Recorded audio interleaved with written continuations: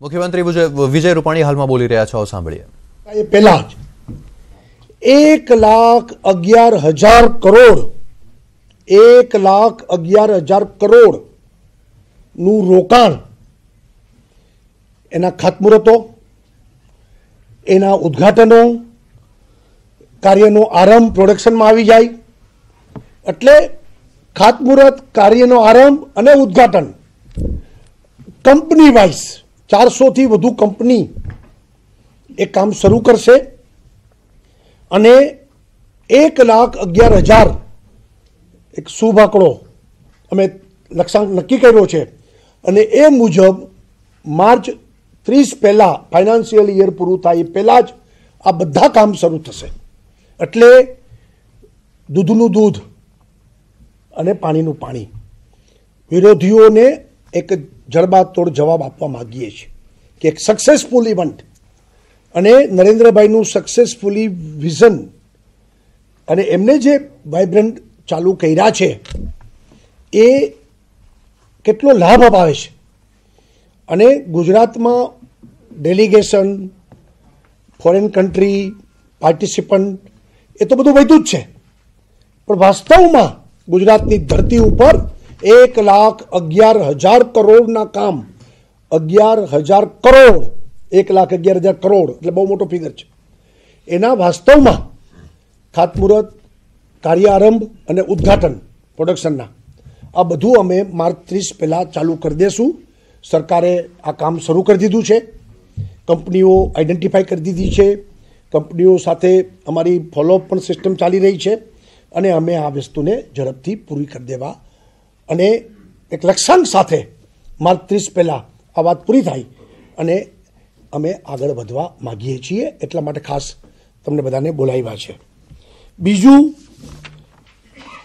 આજના times of ઇન્ડિયામાં છે કે જીએસડીપી વાર્ષિક વૃદ્ધિ દર એ જ વિકાસ દેખાડે છે. જીએસડીપીનું પેરામીટર જ આખી વાતનો તમે ક્યાં છો, ફાઇનાન્શિયલ ડિસિપ્લિન, દેવું કેટલું, તમે લોકો, આપણે લોકોએ વિકાસ કેટલો કર્યો એનું આજે જ બહાર પડ્યું છે. એ અંગે વિશેષ માહિતી ચીફ સેક્રેટરી આપને આપશે.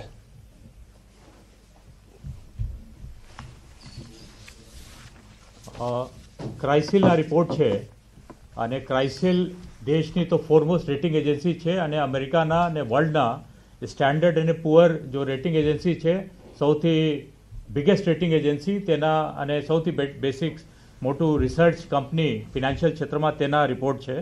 ગઈકાલે જ આવ્યું છે. અમે બતાવું કે ફાઇનાન્શિયલ યર 13 થી 17માં Gujarat had the highest growth rate in GSDP 9.9% હતું અને આ પછી નંબર 2 કોઈ બીજા રાજ્ય જો હતા, આ પછી ગુજરાત 9.9, બીજા રાજ્ય 8.1. મેસિવ ડિફરન્સ, બહુ મોટું ડિફરન્સ છે. ગુજરાતના જો 13 થી 17માં પ્રગતિ ખરેખર કોઈ પણ રાજ્ય જે નંબર 2 રાજ્ય છે તેના કરતાં ઓલમોસ્ટ 1.8%. અને આજ નહીં, in the just previous year financial year 2018માં 9.9 થી પણ વધીને we have gone to 11.1%. 11.1%.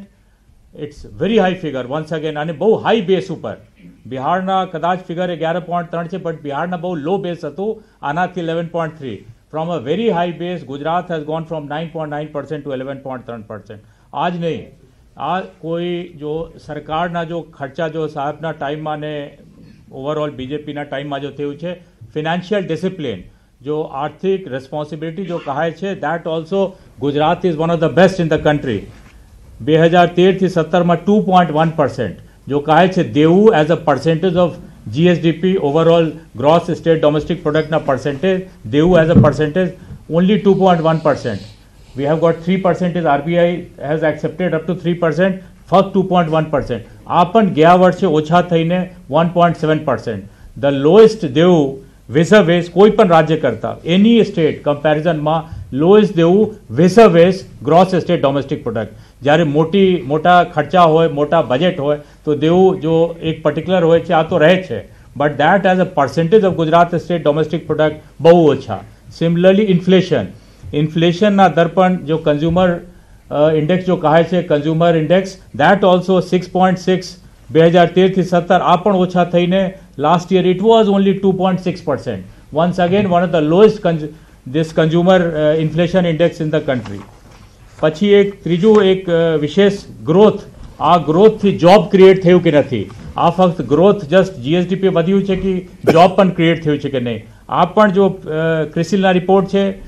Gross value added employment intensive સેક્ટરમાં જો ગ્રોસ વેલ્યુ એડ થાય છે, ગુજરાત ઇઝ નંબર 1 13 થી 18 વચ્ચે 11.5% year on year gross value added employment intensive સેક્ટરમાં વધ્યું છે, અને નંબર 2 સ્ટેટ ઇઝ 8.2%, અને overall all India average is 7%, અને Gujarat is 11.5%. Once again number 1 in terms of gross value added for employment intensive sector.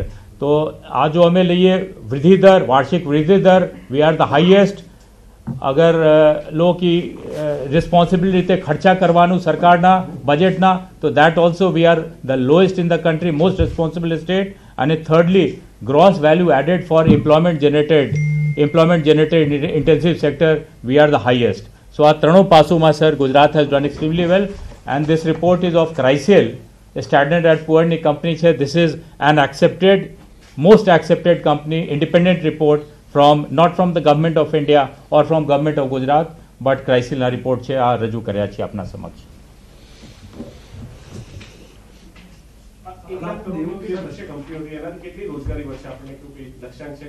એટલે આમાં એ વાયસા હોય છે. સ્વાભાવિક છે, કોઈ પણ રોકાણ આવશે એટલે એ કામ તો શરૂ થશે તો માણસો રાખવા પડશે, માણસોને એમ્પ્લોયમેન્ટ મળશે, એટલે એની સાથે જોડાયેલું છે. પણ જે રીતે હમણાં ચીફ સેક્રેટરી રિપોર્ટ આપ્યો છે, તો એ આપ જોવો છો કે બધું એકબીજાની સાથે જોડાયેલું છે. કે જીએસડીપીમાં પણ આપણે જો હાઈએસ્ટ જાય તો રોજગારીની તકો પણ આપણે હાઈએસ્ટ ઊભી કરી શકીએ છીએ. દેવું ઓછું થાય, ફાઇનાન્શિયલ ડિસિપ્લિન આપણે જાળવી રાખીએ તો આપણો સ્ટેટનો વિકાસ પણ સારી રીતે થઈ શકે. એટલે વાઇબ્રન્ટ ગુજરાત પછી વાઇબ્રન્ટની શ્વેતપત્રની વાતો કરનારા લોકો ભૂતકાળમાં એના વખતમાં વિકાસ સાવ ખાડે ગયો હતો, અને દેશનો વિકાસ પણ યુપીએની સરકારમાં ખાડે ગયો હતો. આજે નરેન્દ્રભાઈના પણ જેટલા બધા રિપોર્ટ આવ્યા એમાં પણ દેશ આગળ વધી રહ્યો છે, ઇઝ ઓફ ડુઈંગ બિઝનેસથી માંડીને બધે, અને ગુજરાત પણ કમ્પેરેટિવલી આપણે એમાં આગળ વધતા જાય છે. ખાસ એ જ વાત માટે અમે લોકોએ આ જાહેરાત કરી છે, પહેલી વખત જાહેરાત થઈ છે કે 1,11,000 કરોડ નું ઇન્વેસ્ટમેન્ટ 30મી માર્ચ પહેલા ક્યાંક ખાતમુહૂર્તના સ્વરૂપે, ક્યાંક ઉદ્ઘાટનના સ્વરૂપે, ક્યાંક કાર્યના આરંભ સ્વરૂપે આ બધી વસ્તુ થશે. એનો અર્થ એ થાય છે કે વાઇબ્રન્ટથી આપણે કેટલી બધી સક્સેસ મળી છે. વાઇબ્રન્ટથી ગુજરાતમાં આટલું બધું ઇન્વેસ્ટમેન્ટ, આપણે ખાલી ગુજરાત ઓન ફાસ્ટ ટ્રેક, તો 1.5 મહિનામાં જ આ બધી વસ્તુને આપણે લોકો સમક્ષ મૂકી દેવા માંગીએ છીએ. મેં કીધું 400 થી વધુ કંપનીઓ. અરે ભાઈ એ બધું ડિટેલિંગ કરીએ છીએ, હજી પછી સમય ઉચિત કહેશું તમને. 400 થી વધુ કંપનીઓ ગુજરાતમાં કાર્યરત થશે. બધા કંપનીઓના સરકારના બોર્ડ, કોર્પોરેશનો, નગરપાલિકાઓ, પંચાયતો આ 1,11,000 કરોડમાં છે. 400 કંપની કીધી મેં શબ્દો, એટલો સરકારની કંપની હોઈ શકે પણ બોર્ડ, નિગમ કે નગરપાલિકા ન હોય, આમાં એવું ન હોય. પછી સમય ઉચિત આપશું. એમઓયુ કર્યા એમાંથી, આ વખતે એમઓયુ થયા છે એમાંથી 1,11,000 કામ ઉદ્ઘાટન થશે.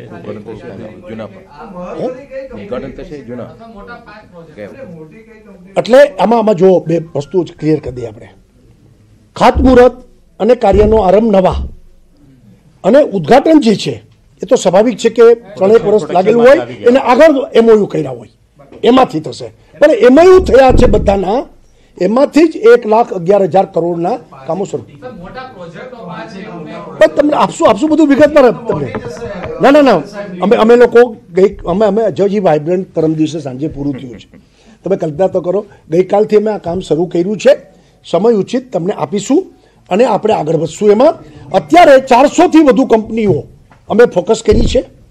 એની પાછળ લઈ પડ્યા છીએ, ફોલોઅપ કરીએ છીએ, એના પ્રશ્નો પણ સોલ્વ થાય, સાથે સાથે ઝડપથી આ બધું શરૂ થાય.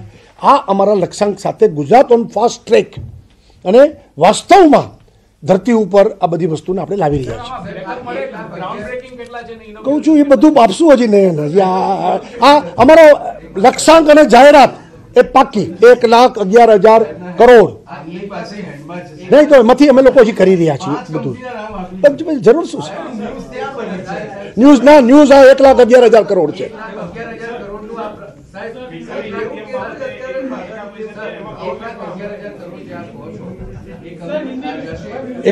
પેલા સવાલ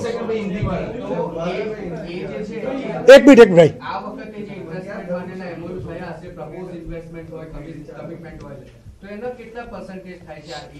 જો તમને કહું ઇન જનરલ જેટલા વાઇબ્રન્ટ થયા એમાં આપણે 70% વધુ MOU સક્સેસ રેટ ઉપર છીએ જ. MOU એટલે ઇન્ટેન્શન માણસ જાહેર કરે છે કે મારી ઈચ્છા છે કે મારે આ ક્ષેત્રમાં આ ઉદ્યોગમાં મારે રોકાણ કરવું છે. પછી ઇન્ટેન્શન પછી વાસ્તવમાં બધું કામ શરૂ થાય તો આ બધું ગ્લોબલ માર્કેટ સાથે જોડાયેલું છે. દાખલા તરીકે એક જમાનો હતો પાવર પ્લાન્ટ બધા નાખતા હતા, આજે પાવર પ્લાન્ટ કોઈ નાખતું નથી તો માણસ પાછો પણ પડે કે ભાઈ હવે સમયની અને ડિમાન્ડ નથી તો આ હવે વાયબલ નથી તો પાછો પણ પડી શકે છે. ના પીએમને આમાં ઇનોગ્રેશન કોઈ નથી. ફેક્ટરીઓ આ બધી ફેક્ટરીઓ પોતાના કામો ચાલુ કરશે. આ કોઈ સરકારી નથી કે જેમાં ઇનોગ્રેશન અમારા હાથે કરાવે કોઈ. મેં કીધું અરે ભાઈ મેં કીધું તમને કે ઉદ્ઘાટન છે એ જૂના MOU છે. હું તમને એ જ કહું છું કે જે વસ્તુ ઉદ્ઘાટન થશે એ જ સ્વાભાવિક છે કે જૂનું MOU હોય પણ MOU ગાયબ થઈ જાય છે. આ જે શબ્દ આવે છે ને એનો જવાબ છે આ.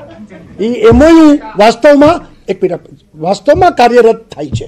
એટલે ઉદ્ઘાટન નેચરલ કોર્સમાં 3-4 વર્ષ કામગીરી થઈ હોય ને માણસ પ્રોડક્શનમાં આવતો હોય તો જૂનું MOU હોય. ખાતમુહૂર્ત અને કાર્યનો આરંભ એ નવા MOU હશે એટલે બધું મિક્સ હશે પણ MOU 100% હશે. બધું આપશું હજી તો પરમદી વાઇબ્રન્ટ પૂરું થયું છે. અમે લોકો આ બધા કામમાંથી કાઢતા જાય છીએ પણ મૂળ વાત એ છે ભાઈ હજી ડાયવર્ટ ન થાય. મૂળ વાત એ છે કે રાજ્ય સરકારનો આ સંકલ્પ છે. ઝડપ આટલી ઝડપ એ પણ આપણી કાર્ય પદ્ધતિની જીત છે કે 30મી માર્ચ આ ફાઇનાન્શિયલ યર પૂરું થાય 2018-19 એ પહેલાં આપણે આ બધી વસ્તુ કરી દેવા માગીએ છીએ. આ એક મોટો નિર્ણય છે અને 1,11,000 કરોડ શબ્દ નાનો નથી. કેટલા મીંડા તમે લખશો ત્યારે ખબર પડશે. તો આ બહુ બિગ થિંગ છે. તો આ એક મોટી જાહેરાત છે.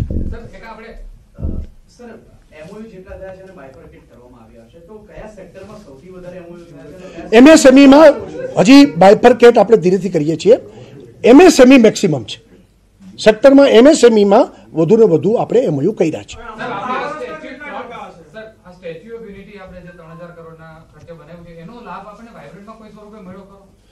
જો આમાં તમે દરેક વસ્તુને એવી રીતે જુઓ એનો મતલબ નથી યાર.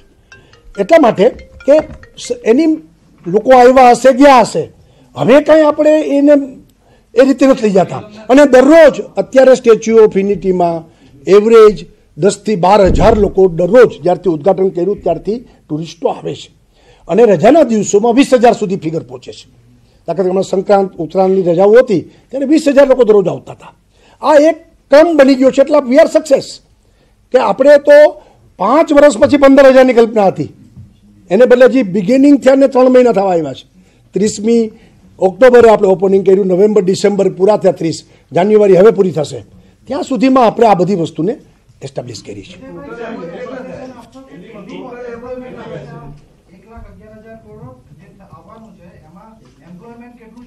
મેં કીધું ને એ વાઇઝાભાઈ જો એટલે કે અત્યારે કેવું વહેલું છે પણ એક કોઈ તમે મારું શું કેવું છે એમ તાત્કાલિક સ્ટેટિસ્ટિક ન નીકળે.